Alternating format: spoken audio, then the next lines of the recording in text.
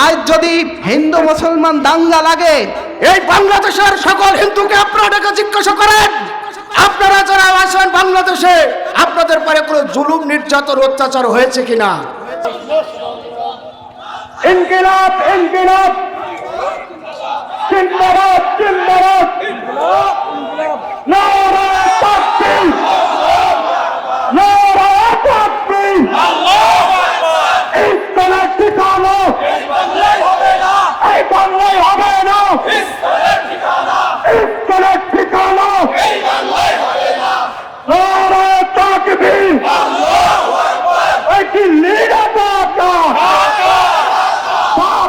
ঢাকা ভারতের আকাশন ইসলামের ঠিকানা ইসলামের আস্তানা চালিয়ে দাও পুড়িয়ে দাও, ওই চালিয়ে দাও পুড়িয়ে দাও, ওই আপত্ত সংগ্রাম ওই সংগ্রাম সংগ্রাম ইনকিলাব ইনকিলাব জিন্দাবাদ জিন্দাবাদ নারে তাকবীর ইসলামের ঠিকানা এই বাংলায় হবে না, ইসলামের ঠিকানা এই বাংলায় হবে না, নারে তাকবীর এই দিল্লি না ঢাকা ভারতের আগ্রাসন বন্ধ করা করতে হবে, ওই তরালিনা রাজপথ ওই আপত্ত সংগ্রাম ওই আপত্ত সংগ্রাম সংগ্রামী সাথী বন্ধুগণ, আপনারা সকলে অবগত আছেন জুলাই গণহত্যার বিচার আদালত প্রাঙ্গণে অ্যাডভোকেট শহীদ সাইফুল ইসলাম আলী হত্যার বিচার নিশ্চিতকরণ ও সন্ত্রাসী সংগঠন ইসকনকে নিষিদ্ধকরণের দাবিতে সর্বস্তরের তাওহীদি জনতার আবেগ এবং দাবি এই সন্ত্রাসী সংগঠনকে নিষিদ্ধকরণ করতে হবে। এই দাবিতে ভাটকলঘাটায় আজকের এই বিক্ষোভ এবং প্রতিবাদ সভা, আজকের এই বিক্ষোভ প্রতিবাদ সভায় সভাপতিত্ব করবেন আমাদের প্রাণ প্রিয় ভাটকলঘাটা সিদ্দিকিয়া মাদ্রাসার সুনামধন্য সাইফুল হাদিস এবং মহাপরিচালক আলহাজ হযরত মাওলানা মুফতি মনিরুল হক দাওয়াত বরকাতুহু। আমরা সকলে বক্তব্যের পূর্বে একটি জিনিস ঠিক রাখবো, আমরা যেন আমাদের বক্তব্যের মাধ্যমে এমন কোন উস্কানিমূলক কথা না বলি যেটা আমাদের রাষ্ট্রের জন্য, ইসলামের জন্য, আমাদের সকলের জন্য বড় দুঃখজনক হয়, এমন কোন কথা আমরা বলবো না। আজকের এই বিক্ষোভ এবং ইসকন নামক সন্ত্রাসী সংগঠনকে নিষিদ্ধকরণ করার জন্য আমরা যে দাবি উঠিয়েছি, এটা কোন হিন্দুদের সংগঠন বা সনাতন ধর্মের সংগঠন বলে আমরা মনে করি নাই। কারণ এই বাংলাদেশে যে 16 বছর জুলুম নির্যাতন এবং অত্যাচার করা হয়েছে, যে স্বৈরাচার শাসক এদেশের আলেম ওলামা এবং সাধারণ মানুষকে যে হয়রান করেছে, তারই দোসররা যারা এই বাংলাদেশের মানুষদেরকে যেভাবে অত্যাচার করেছে, তাদের বিতাড়িত হওয়ার পর যেই অবস্থা তৈরি হয়েছিল, আমরা সকলেই জানি আমাদের বড় হুজুরের নির্দেশ ক্রমে তার সার্বিক সহযোগিতায় ভাটকলঘাটার সকল হিন্দু ভাইদের দোকান এবং অনেক মুসলমানের দোকানপাট মাল সামানা হেফাজতের দায়িত্ব আলিগ্রাম সংস্থা সর্বস্তরের তাওহীদি জনতা এটা তারা নিজেরাই উদ্যোগ নিয়ে করেছিল, ঠিক কিনা বলেন? সংগ্রামী সাথী বন্ধুগণ, এজন্য এই মুসলমানদের দেশ, এই ইসলামের মাতৃভূমি এবং আমরা যারা এখানে অবস্থান করি, আমরা সকলেই মনে করি হিন্দুরাও আরো নিরাপত্তা সহকারে থাকবে এবং তাদের নিরাপত্তা নিশ্চিতকরণের দাবি এবং তাদের নিরাপত্তা দেওয়া এটা আমাদেরও নৈতিক দায়িত্ব। কি বলে ঠিক কিনা? সুতরাং এই নিরাপত্তার সুযোগ গ্রহণ করে যদি কোনো মুসলমানকে হত্যা করা হয় তাহলে এই বাংলাদেশের কোনো মুসলমান সেটাকে বরদাস্ত করবে না। আপনারা শান্তিপূর্ণভাবে আপনাদের ব্যবসা প্রতিষ্ঠান পরিচালনা করবেন, ঘর বাড়িতে আপনারা অবস্থান করবেন, সকলে সুস্থভাবে আপনারা থাকবেন এবং আমাদের ইসলাম ধর্মে যেভাবে যা বলা হয়েছে আমরা সেটাই করব। আপনারা আপনাদের ধর্মের কাজ করবেন। এই ধর্মের স্লোগান দিয়ে উস্কানিমূলক কোনো বক্তব্য এবং আমাদের বহিরাগত রাষ্ট্র যেমন আমাদের পার্শ্ববর্তী ভারত যেভাবে উস্কানিমূলক বক্তব্য দেয় এবং মিডিয়ার মাধ্যমে যে কার্যক্রমগুলো তারা দেখাচ্ছে, এটা যেন আমাদের বাংলাদেশের সঙ্গে একটা যুদ্ধ আগামীতে হবে এরকম পরিবেশ তারা তৈরি করছে। কিন্তু তারা যে জিনিসগুলো দেখাচ্ছে এই জিনিসের কোনো ভিত্তি আছে আপনারা বলেন? তারা কিন্তু বলছে আমাদের কোনো জুলুম নির্যাতন হয় নাই। তাহলে একটা দেশ যারা বন্ধু রাষ্ট্র হিসাবে দাবি করে, আমরাও কিছু মানুষরা বলি, তাহলে বন্ধুর আচরণ কি কখনো এরকম হতে পারে বলেন? আপনারা আমাদের বন্ধু রাষ্ট্র যদি হন তাহলে শান্তিপূর্ণভাবে বন্ধুত্বের সকল বিষয় বজায় রেখে শান্তিপূর্ণভাবে আমাদের দেশ গড়ার সুযোগ আমাদেরকে দিতে হবে। আর যদি এর বাইরে যদি আপনারা মনে করেন ইসলাম কখনো আঘাত করে না, কিন্তু যদি কেউ আঘাত করে তাহলে সেটাকে প্রতিহত করতেও কিন্তু ভুল করে না, ঠিক কিনা বলেন? এজন্য আমরা চেষ্টা করব আমাদের যেখান থেকে যে বক্তব্যগুলো আমরা দিব সেগুলো আমরা সকলকে শান্তিপূর্ণভাবে থাকার জন্য আমরা সুন্দরভাবে বক্তব্য উপস্থাপন করব।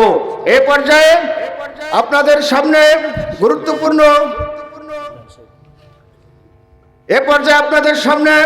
গুরুত্বপূর্ণ বক্তব্য রাখবেন পাটকেলঘাটা সিদ্দিকিয়া মাদ্রাসার সম্মানিত মুদাররিস জনাব হযরত মাওলানা ইমরান হুসাইন। বক্তব্য রাখবেন জনাব হযরত মাওলানা ইমরান হুসাইন। আসসালামু আলাইকুম ওয়া রাহমাতুল্লাহি ওয়া বারাকাতুহু। আজকে আমরা যে সংগঠনকে সামনে রেখে এখানে প্রতিবাদ সভায় সমাবেত হয়েছি, সেই ইসকন সম্পর্কে আমাদের আগে জানা দরকার যে এরা কারা, এরা কি হিন্দু? সকল হিন্দুই কি ইসকন, নাকি ইসকনদের মধ্যে হিন্দুদের মধ্যে এক ধরনের সন্ত্রাসী গোষ্ঠীর নাম ইসকন? এই ইসকন সর্বপ্রথম প্রতিষ্ঠা লাভ করে, ইসকনের জন্ম কিন্তু ভারতে নয়। 1966 সালে নিউ ইয়র্কে একজন হিন্দু যাজক, তার নাম ছিল স্বামী প্রভুপাদ, সে এটা প্রতিষ্ঠা করে। কিছুদিন পরে তাদের উদ্দেশ্য ছিল যে আমরা ধর্মের জন্য মানুষকে সেবা করব, ধর্মীয় কাজের জন্য আমরা নিজের জীবনকে উৎসর্গ করে আমরা ইবাদত করব, পূজা করব, অর্চনা করব, আমরা মন্দিরের মধ্যে আমাদের কার্যক্রম সীমাবদ্ধ থাকবে। কিন্তু কিছুদিন পরে যখন তাদের উদ্দেশ্য থেকে তারা ছিন্ন হয়ে বিভিন্ন অপকর্মের মধ্যে লিপ্ত হতে লাগলো, তখন তারা নিউ ইয়র্ক থেকে বিতাড়িত হয়ে তারা আস্তানা গড়ল ভারতের বিভিন্ন অঞ্চলের মধ্যে। সেখান থেকে বাংলাদেশ সহ বিভিন্ন জায়গায় তারা আস্তানা গড়ল। এমনকি তাদের অপকর্মের কারণে তারা চীন, জাপান, সিঙ্গাপুর সহ আরবের প্রত্যেকটি দেশ থেকে তারা নিষিদ্ধ ঘোষিত হলো। বাংলাদেশে আজ আমরা তাদের নিষিদ্ধের দাবিতে এখানে এসেছি কেন? তারা কি কাজ করেছে যে তাদের নিষিদ্ধ করতে হবে, এটাও আমাদের জানা দরকার। তারা মূলত তাদের আবদ্ধ থাকা দরকার ছিল মন্দিরের পূজা অর্চনার মধ্যে, কিন্তু খোদ হিন্দুদের উপরেই তারা সন্ত্রাসী কার্যক্রম চালিয়েছে, যার কারণে হিন্দুরাই চট্টগ্রামের প্রবর্তক সংঘ নামে একটি ঐতিহাসিক প্রতিষ্ঠান আছে হিন্দুদের, তারাই তৎকালীন সময় 2016 সালে তাদের নিষিদ্ধের দাবিতে তারা সাংবাদিক সম্মেলন করেছিল। তারা কারণ দেখিয়েছিল, তারা পূজা অর্চনার নামে আমাদের মন্দিরের ভিতরে ঢুকে তারা আমাদের মন্দিরের জায়গাকে নিজেদের নামে তারা আত্মসাৎ করেছে। সাথে সাথে তারা শিশু যৌন নিপীড়নের সাথে তারা সামিল ছিল। এই কারণে সেই সময় প্রবর্তক সংঘ, যারা হিন্দুদের একটি ঐতিহ্যবাহী সংঘ প্রতিষ্ঠান, তারাই তাদের বিপক্ষে মামলা করেছিল এবং তাদের নিষিদ্ধের দাবি জানিয়েছিল। আমরা মুসলমানরা কেন তাদের বিপক্ষে নিষিদ্ধের দাবি জানাচ্ছি? কারণ তারা বাংলাদেশে হিন্দু, ভারতের যেমন RSS একটা উগ্র সংগঠন, মুসলমানদের নিধনের অন্যতম তারা কাজ করে থাকে, নেতৃত্ব দিয়ে থাকে, তার আদলে তারা বাংলাদেশে হিন্দু মুসলমান আজ 53 বছর স্বাধীনতার পর থেকে সাম্প্রদায়িক সম্প্রীতি বজায় রেখে শান্তির দৃষ্টি স্থাপন করেছে। কিন্তু তারা চায় এই শান্তি শৃঙ্খলা যেন বজায় না থাকে, বরঞ্চ এই গুটি কয়েক সাধারণ নিরীহ হিন্দুদেরকে তারা বিভিন্নভাবে মুসলমানদের দ্বারা লাঞ্ছিত করার, অপপ্রয়াস চালানোর জন্য বিভিন্ন সময় মুসলমানদেরকে উস্কে দেওয়ার জন্য তারা চেষ্টা করে। এই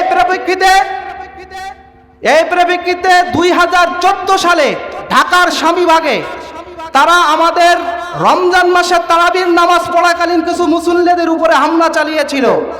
তাদের উদ্দেশ্য ছিল, মুসলমানদের সব থেকে সেন্সিটিভ জায়গা হলো রমজান মাসে তারাবির নামাজ, সেখানে যদি আমরা তাদেরকে বিঘ্ন সৃষ্টি করি, সারা দেশে মুসলমানরা যেখানে সেখানে সাধারণ হিন্দুদের উপর নির্যাতন চালাবে। কিন্তু না, আমরা মুসলমানরা তখনও ধৈর্যের পরিচয় দিয়েছিলাম, কারণ সাধারণ হিন্দুরা কোনো অপরাধ করে নাই। আমরা বুঝেছিলাম তাদের কূটকৌশল, সরকারের কাছে নালিশ করেছিলাম। এরপরে 2016 সালে তারা সিলেটে তাদের ইসকন মন্দিরের থেকে একটু দূরে একটা মসজিদ ছিল, সেই মসজিদে কিছু মুসল্লি নামাজ আদায় করছিলেন, তাদের লক্ষ্য করে তারা গুলি চালিয়েছিল, যার কারণে প্রায় ডজন খানিক মুসলমান সেখানে আহত হয়েছিল। এর প্রতিবাদে সিলেটের একজন ইমাম তিনি ফেসবুকে পোস্ট করেছিলেন, যার কারণে তারা ওই ইমামকে রাস্তায় হত্যা করেছিল। তারপরেও আমরা ধৈর্যের পরিচয় দিয়েছিলাম। অবশেষে যখন ছাত্র জনতা মাঠে আন্দোলনের জন্য নামলো, তারা চট্টগ্রামের লালদিঘির ময়দানে ছাত্র জনতা বাংলাদেশের পতাকা উড্ডয়ন করেছিল। তারা ছাত্র জনতার বিরোধিতা করে বাংলাদেশের পতাকাকে অবমাননা করার জন্য তাদের গেরুয়া পতাকা বাংলাদেশের পতাকার উপরে উড্ডয়ন করে বাংলার মানুষকে অপমানিত করেছিল। তার নেতৃত্ব দিয়েছিল এই চিন্ময় দাস, যে চিন্ময় দাসকে বর্তমান ডক্টর ইউনূস সরকার রাষ্ট্রদ্রোহী মামলায় এবং শিশু যৌন নিপীড়নের মামলায়, রাষ্ট্রদ্রোহী মামলা মানে রাষ্ট্রের বিরুদ্ধে সে ভারতের সাথে ষড়যন্ত্রে লিপ্ত ছিল। দ্বিতীয় নম্বর, খোদ হিন্দুরাই তাদের হিন্দুদের মন্দিরের মধ্যে যে বাচ্চাগুলো শিশুগুলো দেওয়া হতো, তাদেরকে সে যৌন নিপীড়ন করত, তাদের সাথে যৌন আচরণে লিপ্ত হতো, যার কারণে হিন্দুরাই তার বিরুদ্ধে মামলা দিয়েছিল। কিন্তু কিছু ক্ষমতাসীনদের ছত্রছায়ায় তার মামলাটা তখন কার্যকর হয়নি, সেই মামলায়ও তাকে গ্রেপ্তার দেখানো হয়েছে। এরপরে এই লালদিঘির ময়দানে জাতীয় পতাকাকে অবমাননা করার কারণে তাকে গ্রেপ্তার দেখানো হয়েছে। কিন্তু এর সহযোগিতা করার জন্য ইসকনরা তখন হিন্দুদের এই উগ্রবাদী সংগঠন তারা আলটিমেটাম দিল যে চট্টগ্রাম আদালত থেকে আজই তাকে কি করতে হবে, জামিন দিতে হবে। কিন্তু রাষ্ট্রের যিনি আইনজীবী ছিলেন সাইফুল ইসলাম আলিফ সাহেব, শহীদ সাইফুল ইসলাম আলিফ সাহেব, তার বিরুদ্ধে সমস্ত মুসলমানদের পক্ষ হয়ে এমনকি সাধারণ হিন্দুদেরকে বাঁচানোর জন্য তিনি এই চিন্ময় দাস, ভণ্ড চিন্ময় দাসের বিরুদ্ধে তিনি উকালতি করেছিলেন, যার কারণে তার জামিনকে নামঞ্জুর করে তাকে কারাগারে নেওয়ার জন্য বলা হয়েছিল। এর প্রেক্ষাপটে এই ইসকন সন্ত্রাসী গোষ্ঠী আদালতের সামনেই এই আইনজীবী সাইফুল ইসলাম আলিফকে তারা কুপিয়ে হত্যা করেছে।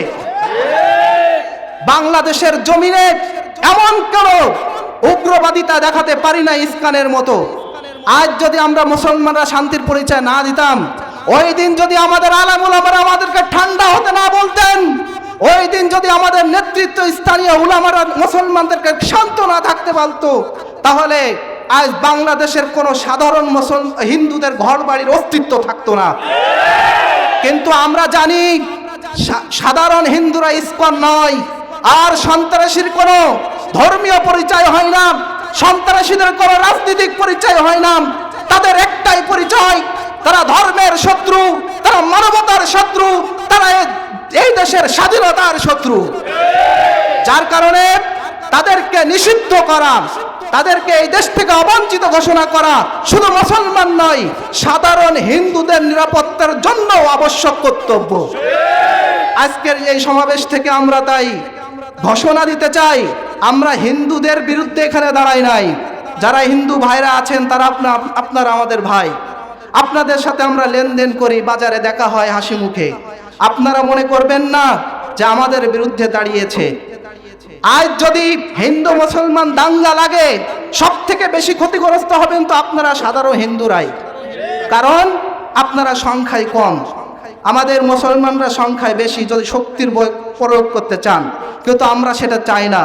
আমরা চাই যেভাবে আমরা অতীতেও শান্তির সাথে বসবাস করে আসছি, যেভাবে আমরা অতীতেও আপনাদের পাশে ছিলাম, এখনো সাধারণ হিন্দুদের পাশে আমরা আছি। আপনাদের সাথে আমাদের সম্পর্ককে বিনষ্ট করার জন্য এই ইসকন ষড়যন্ত্রে লিপ্ত হয়েছে। ষড়যন্ত্র লিপ্ত হয়ে আপনাদের রক্তের উপর দিয়ে এই ইসকন ভারতের দালালি করে তারা সফলতা অর্জন করতে চায়। তার জন্য ইসকনকে আপনাদের ঘোষণা করার পক্ষে থাকতে হবে। এই বলে আমি আমার বক্তব্য শেষ করছি। ওয়া আখিরু দাওয়ানা আলহামদুলিল্লাহি রাব্বিল আলামিন।